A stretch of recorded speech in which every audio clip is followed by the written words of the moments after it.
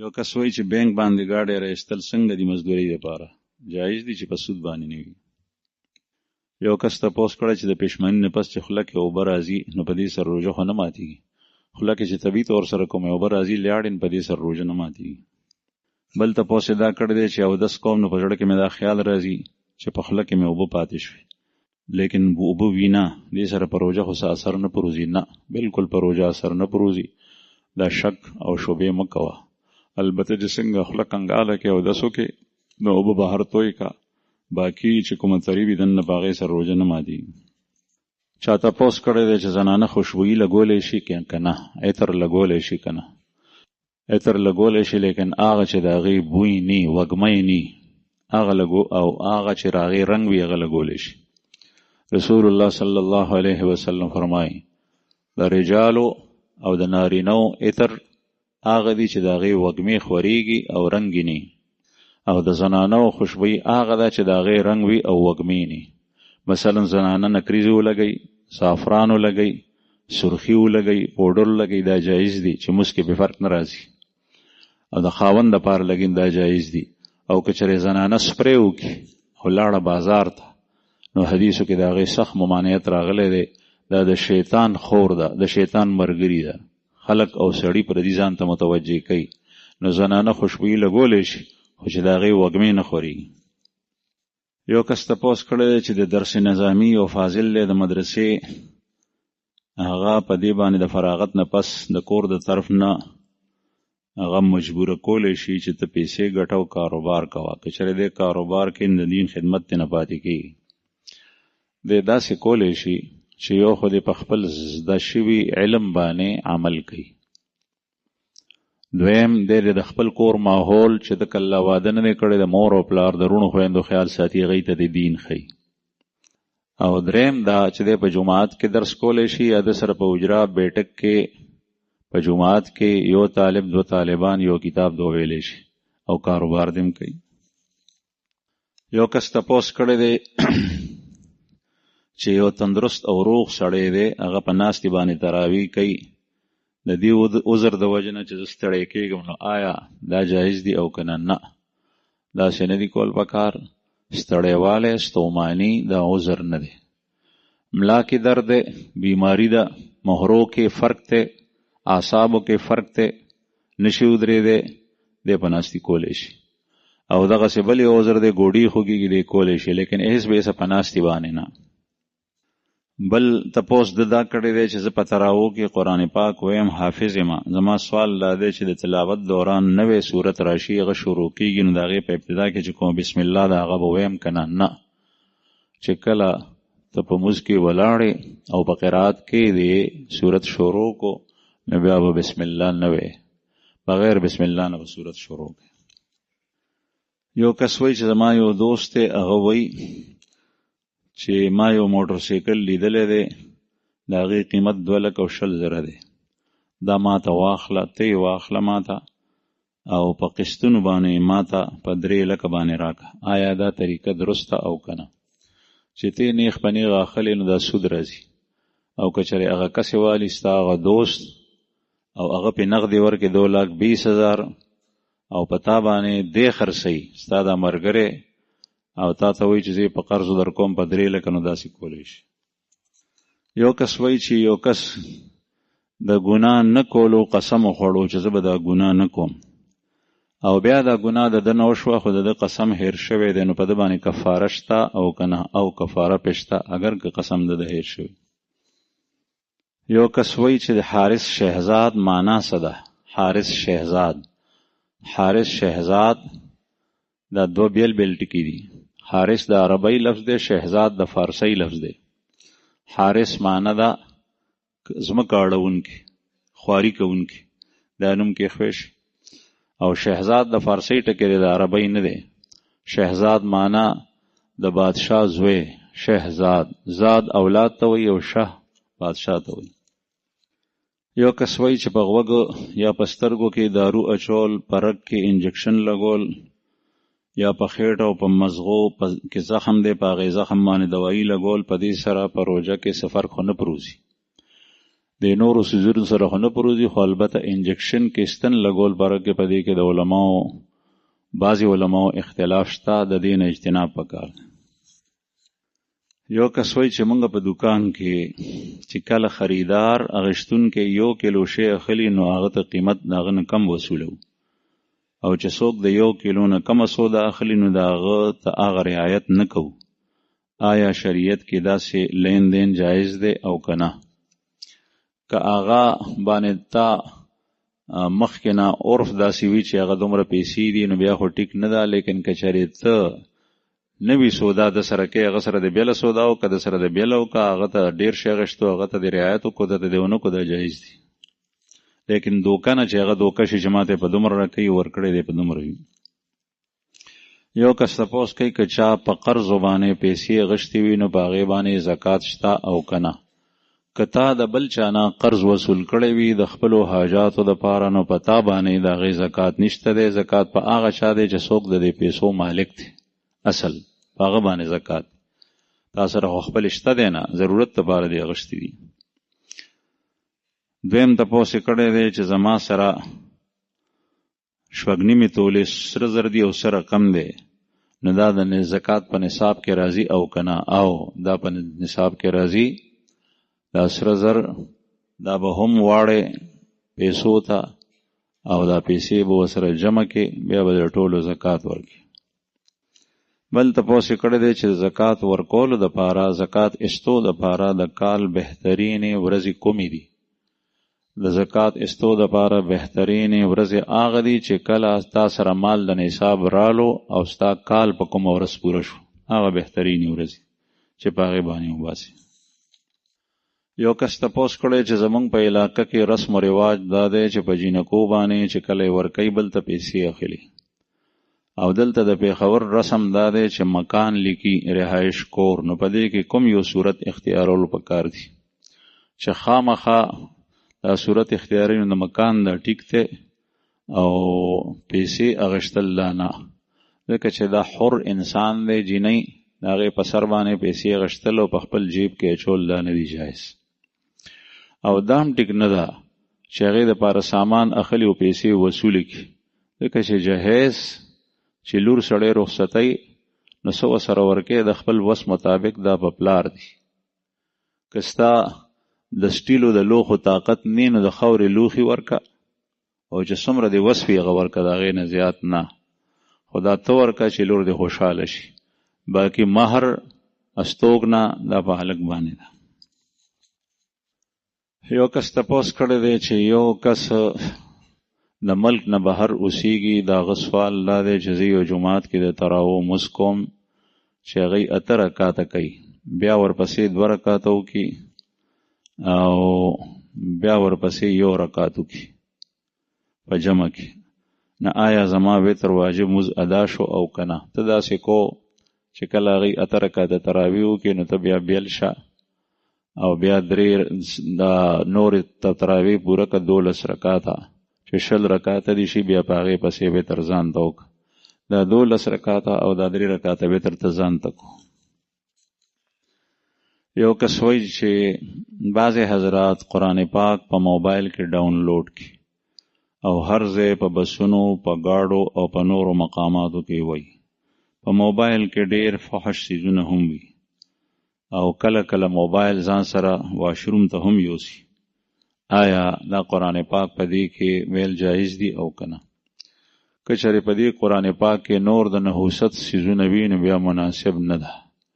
ګنده تصاویر وي پکې، فلمونه وي پکې، زنانو وغیره وغیره، نو دا ټیک نه ده، مکروه دی په داسې آله کې بیا قرآن پاک اچول. که چېرې د موبایل استعمال سم کې هغه څیزونه پکې نه نو بیا قرآن پاک اچولی شي، او چې دی واچولو نو بیا دا ویلم شي چې کوم ځای کې وی په بس کې وی خلک خبرې کوي، غیبت کوي، نو ته قرآن پاک وایه نو ویلی شي. البته چې کوم ځای کې مصحف یعنی قرآن پاک په خپله شته، لکه جمعات کې چې قرآن پاک نسخې پرتی وي، نو داسې ځای کې بیا په موبایل کې تلاوت مکو، بیا په قرآن پاک مصحف کې کوه. کور کې نو کورونو کې قرآن مجید هر یو مسلمان کره پروت وي، هلته بیا په موبایل کې مکو، بیا په هغې قرآن شریف کې کو. په لاره کې چونکې ته ځان سره قرآن پاک نشي ګرځولی او د هر مسلمان دا خواهش وي چې ما تلاوت په رمضان کې ډیر وکړي نو په موبایل کې کولی شي، خو داسې کو چې موبایل د دې دپاره پاک ساته. باقي غسلخانې ته موبایل ځان سره وړل د دې حکم هغسې نه دی لکه څنګه چې د عام کتاب د تحریر دی، ځکه چې دا د سکرین نه ختم شي، په دې کې دا الفاظ بیا پاتې نه وي، دا رڼا د خاص طریقې سره هغه په شیشه باندې راشي متشکل شي، نو د دې حکم نه دی. او په دې موبایل کې تلاوت باندې هغه ثواب هم نشته چې کوم مصحف کتو کې دی. ستا په ژبه د تلاوت کولو ثواب شته، په موبایل کې هم شته، لیکن د مصحف ځان ته بیل ثواب دی. مشکات شریف کې حدیث دی چې کله په تلاوت په قرآن پاک کې د هغې ځان ته اجر دی، نو هغه اجر په دې نشته. یو کس تپوس کړی چې د وړو بولو نه پس بعضې خلک لږ ساعت ودرېږي یا حرکت کوي چې د وړو بولو ساس کې که پاتې را پاتې وي چې هغه وځي، لیکن که چېرې یو سړی لوی بولو کې او په دغه صورت کې دته ودرېدل ممکن نه وي، نو په دې حالت کې به د وړو بولو ساس کې د بندولو طریقه څه اختیاروي. نو اصل خدا دا چې نه ودرېدل ته ضرورت شته نه حرکت کولو ته ضرورت شته. که چېرې واړه بول د چا دغسې بندېږي چې کله یې واړه بول وکړ او بیا چې کوم دی نو هغه بند شول، نو په اوبو باندې صرف پاکې نه پاکېدی شي. البته پاکیت دا ضروری دی، په اوبو وي که په لوټه وي که په کاغذ وي. نن سبا مفتیان وایي چې اوبه استعمالول ضروري دي، لیکن ټیشو پیپر او اوبه یا لوټه استعمالول مخکې بیا اوبه دا دواړه ډیر بهتر دي. وجه دا چې خوراکونه نن سبا داسې شول او بیماری داسې راووتې چې هغې سره مثانه رګونه د خلکو کمزوري شو، او چې کله دی بول بند کی نو هغه ساعت بندېږي نه، بلکې بیا هم کله کله د ساس کې راتلو احتمال وي. که چېرې یقین د دا وي چې ساس کې نه راځي نو بیا شک کول نه دي پکار، په اوبو باندې استنجا وکړه او چاردام کوه. او که چېرې ستا بول او ساس کې راځي نو بیا پاسه حرکت وکړه. او تا چې دا لیکلي دي چې واړه بولو کې نو سړی به څنګه پاسي، نو ټیشو پیپر خو نن سبا هر یو سړی استعمالوي، نو ټیشو پیپر ځان سره یوسه، یا چېرته په سادین کې کښېنې لوټه ځان سره کا، نو هلته د لویو بولو په ځای کې کاغذ او لوټه استعمال کا، کاڼه استعمال کا، بیا پاسه. بیا واړه بول چې کوم دی نو حرکت سره خپه یو بل باندې اړولو راړولو سره چې کله هغه بند شي د هغې نه پس په اوبو استنجا کو. یو کس وایي که چېرې یو سړي سره بنیادي ضروریات د ژوند شته، لکه رهایش دپاره کور شته او کپړې شته او د کور سامان شته، لیکن د ده مالی حالت داسې نه دی چې په ده باندې زکات فرض دی، یعنی صاحب نصاب نه دی، نو آیا داسې کس زکات اغشتی شي او که نه؟ په دې صورت کې ده ته زکات ورکول، دا زکات اغشتل بهتر دی او که نه اغشتل بهتر دی؟ دې سړي ته نه اغشتل بهتر دی، لیکن ده ته که چا زکات ورکو نو کیدی شي داسې. البته چې د ده گزاره کیږي نو دی دا زکات نه اخلي او داسې کس ته دی نشاندهي وکوي د هغې زکات ورکوونکي چې هغه بالکل فقیر وي. یو کس وایي چې کله سړی په رمضان کې اودس کوي نو دی به په پوزه کې اوبه څنګه اچوي، ځکه چې خطا نه په پوزه کې اوبه تلی شي او خولې ته راتلی شي، نو دې سره خو روژه ماتېږي او که نه ماتېږي؟ نو دا سوال خو د خوله کې د اچول نه ډېر زیات، د خولې په اچولو کې ډېر زیات اهم دی دا سوال کول چې سړی خوله څنګه کنګاله کړي.